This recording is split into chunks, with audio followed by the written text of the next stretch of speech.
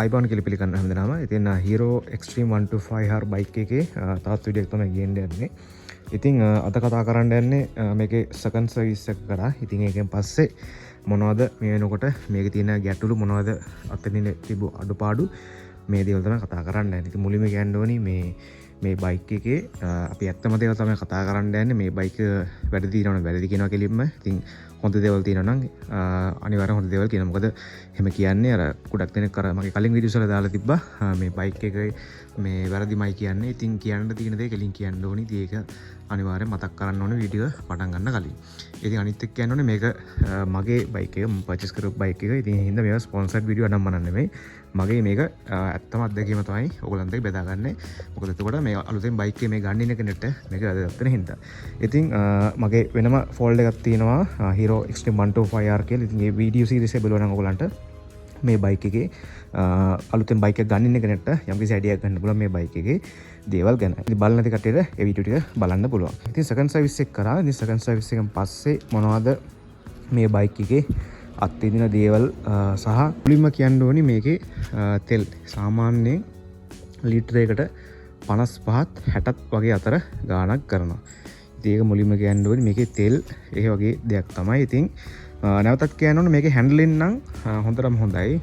ඒත් එකම කියන්න ඕනේ මේකේ බ්‍රේක් සම්බන්ධයෙන්. ඉතින් මම අත්දකපු දේවල් ටිකක් තමයි. ඉතින් මට පාර යනකොට ඒ කියන්නේ ශනික බ්‍රේක් ගහන්න උන අවස්ථා කීපයක් වුණා. ඉතින් එකපාරක් බල්ලෙක් පැන්නා.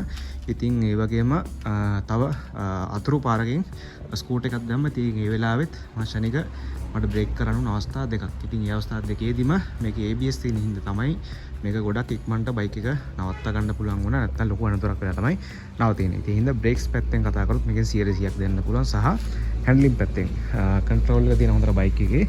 මොකද මම කලින් කිව්වා වගේ මේකේ පිටපස්ස ඩයර් එක ගොඩක් ලොකුයි. ඒ හින්දා ලොකු කන්ට්‍රෝල් එකක් තියෙනවා බයික් එකේ. ඉතින් ඒ ඇරෙන්න මේ බයික් එකේ දැනට නම් මේ වෙනකොට අඩුපාඩු කියලා එකක් නම් මේ වෙනකොට ඇවිල්ලා නැහැ. ඉතින් මේකේ ඔයිල් ප්‍රශ්න තමයි ගොඩක් දෙනෙක් කතා කරලා තියෙන්නේ. ඉතින් මේ වෙනකොට ලොකු කතාබහක් ඇති වෙලා තියෙනවා. මේ ඔයිල් එක සම්බන්ධයෙන් මේ ජරා ඔයිල් දානවා, සින්තටික් ඔයිල් දාන්න නැත්තේ. ඒ වගේ කතා ටිකක් යනවා.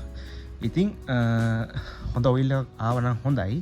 ඉතින් එහෙමයි කියලා මේකේ ලොකු අඩුපාඩුවක් දැන්තරම් වෙලා නැහැ. නමුත් මේ ඔයිල් එකේ හින්දා ඉස්සරහට ලොකු අඩුපාඩුවක් වෙයිද දන්නේ නැහැ. ඉතින් හින්දා Hero කියන්නේ ලංකාවේ අබාන්ස් ආයතනයට කියන්නේ. ඉතින් ඔයගොල්ලන් මේ ගැන පොඩ්ඩක් සැලකිලිමත් වෙන්න. මොකද දැන්ට ගොඩක් කට්ටිය මේක ඉල්ලලා තියෙනවා මේක හොඳ ඔයිල් එකක් දෙන්න කියලා. ඉතින් ඉස්සර වගේ නෙමෙයි අපි දන්නවා. ඉස්සර නම් දෙන දේ ඕනි දෙයක් මොකද්ද දෙන්නේ ඒක දාගෙන ඉන්නවා කටහගෙන ඉන්නවා. නමුත් දැන් පරම්පරාව එහෙම නෙමෙයි. හොඳට හොයලා බලනවා.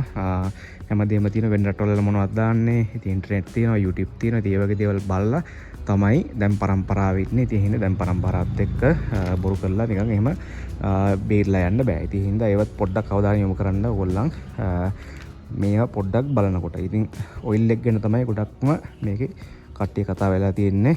මේකේ හොඳ ඔයිල් එකක් දාන්න කියලා. ඉතින් ඔයිල් ප්‍රශ්නේ ඕක.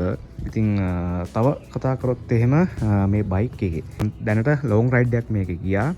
ඉතින් සාමාන්‍යයෙන් කිලෝමීටර් 400ක වගේ දුරක් මේකේ එක දිගට ගියා. ඉතින් කිසිම ප්‍රශ්නයක් වුණ නැහැ. ඒ කියන්නේ සමහරක් ඒවා තියෙනවා එන්ජින් හීට් වෙනවා. ඔය වගේ ලොකු ප්‍රශ්න තියෙනවා.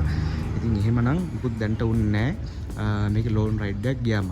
ඉතින් ඒ ලොන් රයිඩ් එක ගිහිල්ලා තමයි මම අර පොඩ්ඩක් තෙල් පොඩ්ඩක් කැල්කියුලේට් කරේ. ඉතින් පොඩ්ඩක් බලලා තමයි මම ඔයගලන්ට කිව්වේ සාමාන්‍යයෙන් 55ත් 60ත් වගේ අතර ගාණක් මේ බයික් එකේ කරනවා. ඉතින් ඒ ඇරෙන්න ලොකු අඩුපාඩු නැහැ. ඉතින් ඒ කියන්නේ ඇත්තම කියන්න බෑ. බයික් එකේ දැනට මේ වෙනකන් ඉතින් ඉස්සරහට එයිද කියලා මම දන්නේ නැහැ. තාම නම් මුකුත් අඩුපාඩුවක් වෙලා නැහැ. ඉතින් ওই ටික තමයි සෙකන්ඩ් සර්විස් එකෙන් පස්සේ දේවල් ගැන කියන්න තියෙන ලොකු දේවල් ටික නැහැ. මොකද මම ෆස්ට් සර්විස් එකෙන් පස්සේ මේක කියන්න ඕනේ විශේෂ දේවල් ඔක්කොම කිව්වා. ටිකක් මතක් කරන්න ඕනේ. මේකේ මඩ ප්‍රශ්නෙට දැන්ට මේ මෙන්න මෙතන ඉඳන් මෙතනට මඩ් ගාඩ්ස් ලංකාවේ මාකට් එකේ තියෙනවා ගන්න රුපියල් 2500ක් වගේ ඉන්නේ. ඉතින් ඒක දාගත්තරම මේ මඩ ප්‍රශ්නෙට ගොඩක් විසඳුමක් හම්බ වෙනවා. ඉතින් ඒත් එක්කම මේ වයිස එක ගොඩක් කට්ටිය අහලා තිබ්බ මේ වයිස් එක. ඉතින් මේ වයිස් එක වෙලා Apache race edition එක 200 එකේ race edition එකේ වයිස් එක. ඉතින් මේක රුපියල් 3500ක් තමයි TVS එකෙන් ගත්තම නම් වෙන්නේ. ඉතින් මීට වඩා අඩු දැන් වලින් තියෙනවද දන්නේ නැහැ. මම ගත්තේ 3500ක් දීලා. ඉතින් ඔය දේවල් ටික තමයි. ඉතින් ඊළඟ මෙන්න මෙතනටත් මඩ් කවර් එකක් එනවා. ඒකත් ප්ලාස්ටික් එකක්. ඒකත් එච්චර ගණක් වෙන්නේ නැහැ. ඉතින් ඔන්න ඔය දේවල් ටික තමයි තියෙන්නේ සකන් සර්විස් එකෙන් පස්සේ මගේ අත්දැකීම්. ඉතින් හිතනවා යම් කිසි කෙනෙක්ට වැදගත් වෙයි කියලා. ඉතින් ඕගලන්ට තාම මොනවා හරි මේකේ දැනගන්න අවශ්‍ය දේවල් තියෙනවා නම් පල්ලෙන් කමෙන්ට් එකක් දාන්න.